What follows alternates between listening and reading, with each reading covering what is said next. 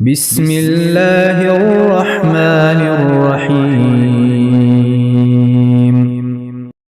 جامع بن راشد نے بیان کیا، ان سے ابو وائل نے اور ان سے حذیفہ رضی اللہ عنہ نے کہ حضرت عمر رضی اللہ عنہ نے پوچھا، فتنے کے متعلق رسول اللہ صلی اللہ علیہ وسلم کی حدیث کسی کو یاد ہے؟ حذیفہ رضی اللہ عنہ نے بیان کیا کہ میں نے سنا ہے، آپ صلی اللہ علیہ وسلم نے فرمایا تھا کہ انسان کے لیے اس کے بال بچے، اس کا مال اور اس کے پڑوسی فتنہ، آزمائش و امتحان ہے، جس کا کفارہ نماز، روزہ اور صدقہ بن جاتا ہے۔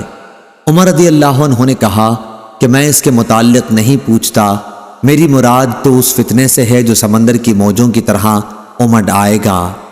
اس پر حذیفہ رضی اللہ عنہ نے کہا کہ آپ کے اور اس فتنے کے درمیان ایک بند دروازہ ہے، یعنی آپ کے دور میں وہ فتنہ شروع نہیں ہوگا۔ عمر رضی اللہ عنہ نے پوچھا، وہ دروازہ کھل جائے گا یا توڑ دیا جائے گا؟ حذیفہ رضی اللہ عنہ نے بتایا کہ توڑ دیا جائے گا۔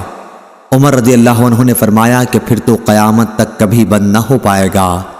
ہم نے مسروق سے کہا، آپ حذیفہ رضی اللہ عنہ سے پوچھئے کہ کیا عمر رضی اللہ عنہ کو معلوم تھا کہ وہ دروازہ کون ہے؟ چنانچہ مسروق نے پوچھا تو آپ نے فرمایا، ہاں، بالکل اس طرح انہیں علم تھا جیسے رات کے بعد دن کے آنے کا علم ہوتا ہے۔ صحیح بخاری حدیث نمبر 1895۔